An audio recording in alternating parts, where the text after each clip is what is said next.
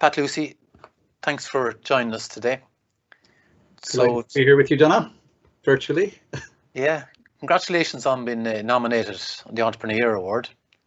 Right, so hopefully best of luck. Thursday next week, November 12th. Hopefully you come up trumps there, but it doesn't matter. It's a great honour to be on the list.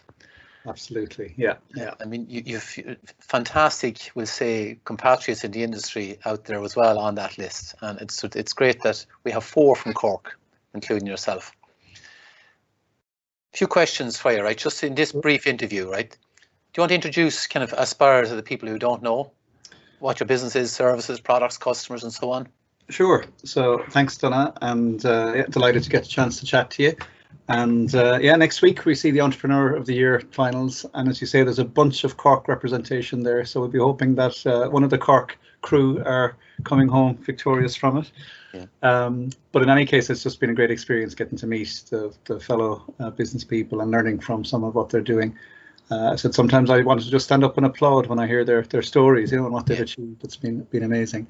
Yeah. So in my own case, so Aspira, we help large companies, so both in the public and the private sector, and we help them to deliver technology projects and to do that on time, on budget, with quality, and probably most importantly, without drama.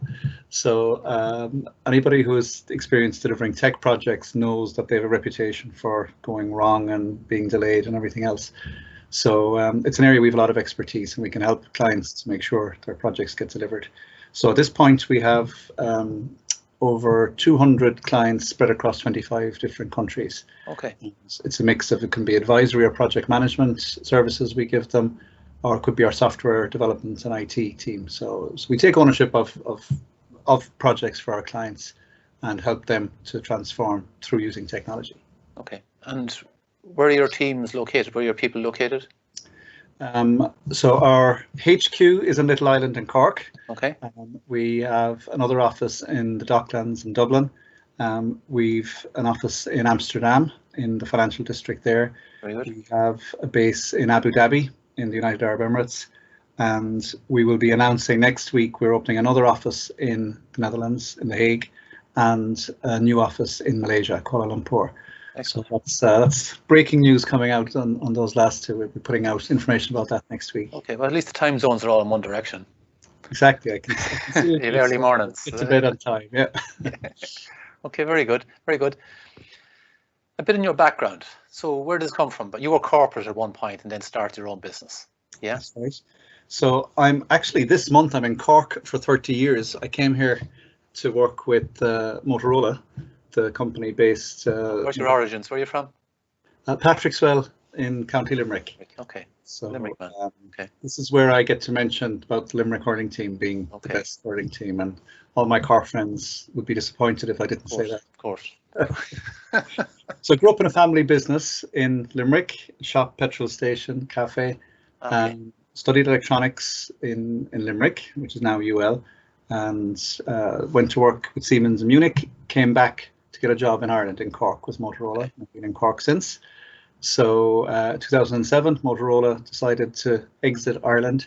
At that point, with some of my colleagues from Motorola, we looked into setting up our own business, Aspira, and we took it from there. Okay. And so that's a tough start, right? I suppose, I mean, the decision was put on you at a certain point that Motorola was closing anyway. But obviously you have that inclination, that thinking to do this. Did your initial business come from some contacts or out of the Motorola industry, or how did you actually get started? Yeah, so it didn't. So Motorola's approach was to basically walk away. So a great employer, it was great training, etc. But they didn't do anything to try to foster companies to keep on when they left. They basically turned the door and walked away. Yeah. So there were 11 different businesses that started up when Motorola went. Yes. And in a variety of usually tech areas, technology areas. So in my case, I guess when I had submitted my CV to Motorola 30 years ago now, I had written on there, someday I'd like to set up my own business.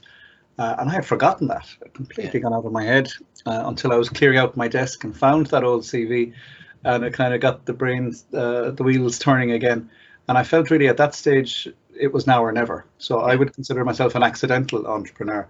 I would never have been brave enough to jump from, a good job and, a good position company to risk it all and set up my own business. I wouldn't have had the guts.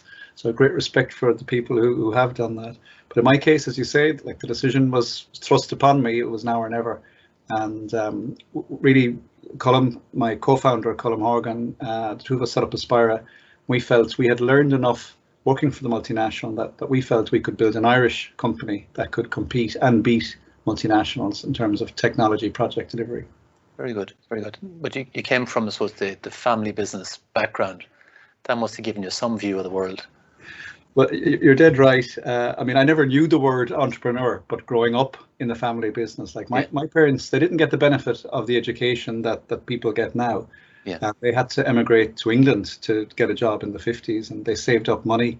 And they came back. They saved up enough to buy a small shop in Limerick, where I arrived. And for me, they're the real entrepreneurs because they had nothing and they built up a business from scratch. And growing up in that environment, I got to see the things that probably, are still central to me today. Stuff like customer service, the focus on looking after your customers and the work ethic. I mean, it was 7 in the morning to 9:30 at night, 364 days a year. Christmas Day, the shop was shut, so that was a big day. But also innovation, looking for new technology. I remember my dad is a gadget man. And I remember he brought in the first cone machine, the whipped ice cream machine. So there were queues outside the door for people to get these things. And it was just great to see how you can use some of those new inventions. I guess some of that thinking has stayed with me now when we're trying to bring new innovation all the time in Aspira. So they would have been absolutely my role models. And it came as no surprise to me, the amount of work required when you're setting up your own business, because I'd grown up with that in that environment. It's funny you mentioned the ice cream cones. I came across a man one time that he made a lot of money out of selling the big plastic signs outside, the big ice cream cone shapes outside shops at that particular time. Very good. We could have been a customer. Entrepreneur of the Year, right? So talk about entrepreneurial. I know that's kind of we're a similar age, I suppose. When you're growing up, kind of entrepreneur is almost synonymous with chancer. What does it mean to you? Well, it's funny because you're right. I mean, I didn't know the word, right? And then you're wondering, like, what are these guys? Do they have a real job? But for me, I guess I've a split personality because a lot of my day-to-day work has been as a project manager. As a project manager, it's all about minimizing risk, right? Delivering on time, finding things that could go wrong and eliminating them. But then on the flip side, an entrepreneur is all about taking risk. I mean, identifying opportunity and figuring out what you can do. So for me, I guess trying to balance those two, or realizing that I can be both a project manager and an entrepreneur, is realizing that risk and opportunity are two sides of the same coin. Yeah. So if I want to eliminate all risk, well then that means I'm never going to see a big reward. There's never going to be a big opportunity. So I've got to kind of get that balance right to do it. And it's funny because now a big coming trend in the world of project management is entrepreneurial project management. It's agile has been the big thing. Next is entrepreneurial project management. So I find Aspira do a lot in the project management world and advisory and consulting, and I find now we're being asked to help organizations who might be excessively bureaucratic to help them streamline and be more entrepreneurial in how they run their projects and do things. So it's funny how it's all come together. Interesting. Yeah. Very good. What entrepreneurs do you admire? What characteristics do you admire? So I guess I've talked enough about my parents. So if I guess I wouldn't really go for the celebrity entrepreneurs, right? I wouldn't be talking about the Richard Bransons or the Elon Musk, though they're in the news all the time. So like an entrepreneur I would admire is Henry Ford, who's his father came from West Cork, and I guess what I like about him is he's attributed the quote. I know there's a debate whether he really said it or not, that if he had asked his customers what they wanted, they would have said faster horses. Yeah. So he was making the point that he had a vision for a better way of doing things, and he innovated. He brought out something new, something never before created, and he used new leading edge industry manufacturing practices to do it. Yeah.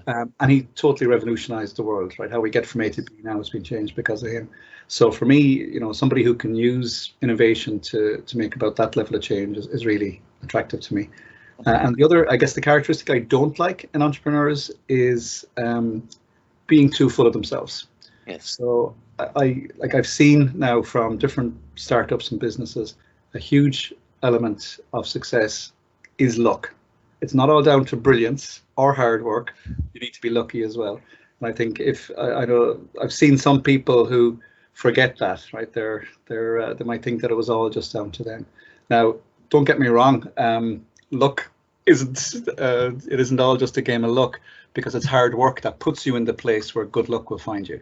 Yeah. So you've got to do that. But people should be humble and remember that there, but for the grace of God, there's a lot of good business ideas that never quite made it as well.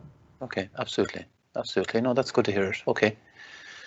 How about yourself? I mean, how do you, as an entrepreneur, I assume you're constantly pushing yourself to make things better, and you have a vision, but also a vision for yourself. So how do you develop? How do you learn? Where do you find your inspiration, so to speak? So in terms of personal development and learning, I would say it's really important that you are continually looking for ways to improve. So one thing, I suppose, a good practice that we learned working in the multinational was the idea of having the personal development plan. So every year I would sit down and target one skill or one thing to try to learn in the year.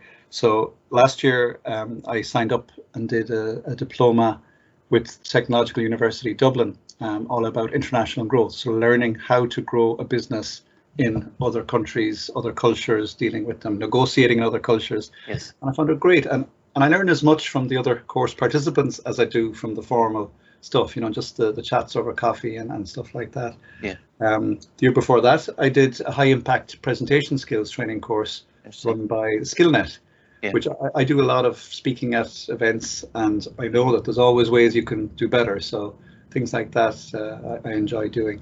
I'm mentioning the Skillnet. I know IT at Cork have a Skillnet, and it's really good. I would put a lot of our team, the Aspira team, through different courses on offer with the Skillnet. So any of your members, if they're not already taking advantage of the courses on offer with Skillnet, they should definitely check it out, because it's great. Absolutely.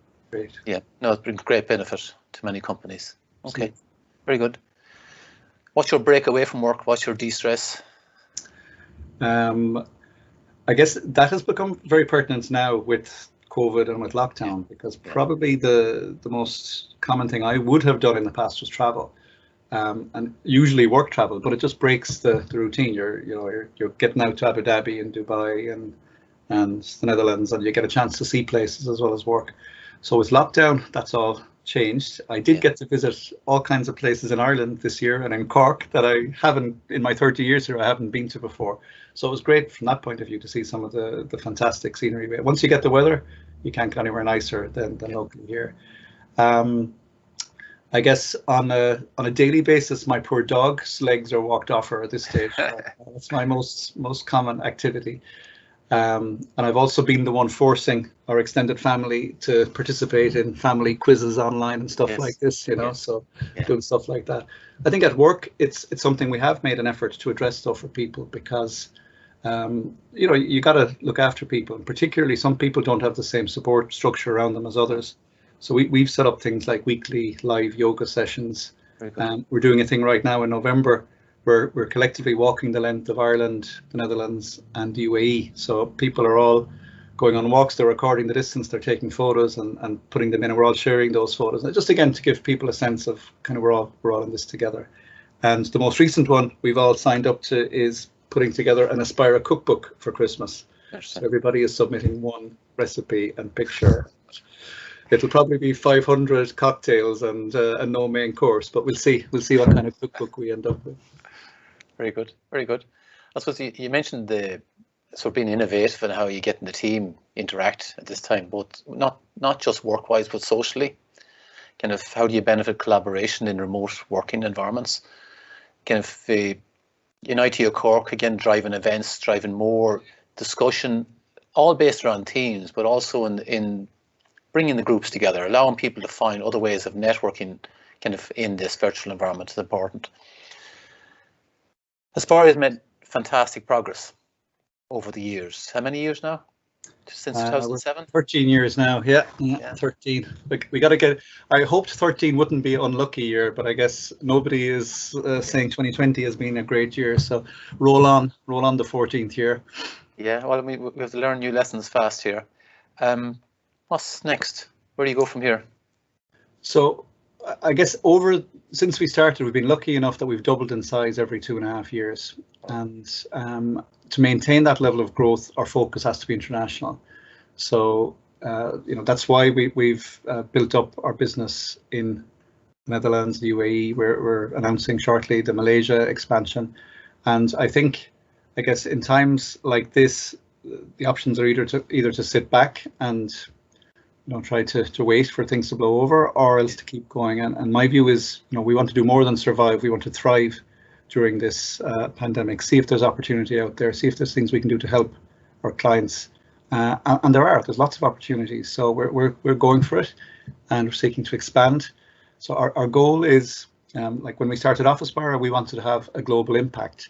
And now we want to have a global presence as well. We want to continue to expand over the next few years and build out our service offering and keep our clients happy. Okay, very good, Pat. So, what's the story next Thursday? So, there's an event based around the final session, or how is that working?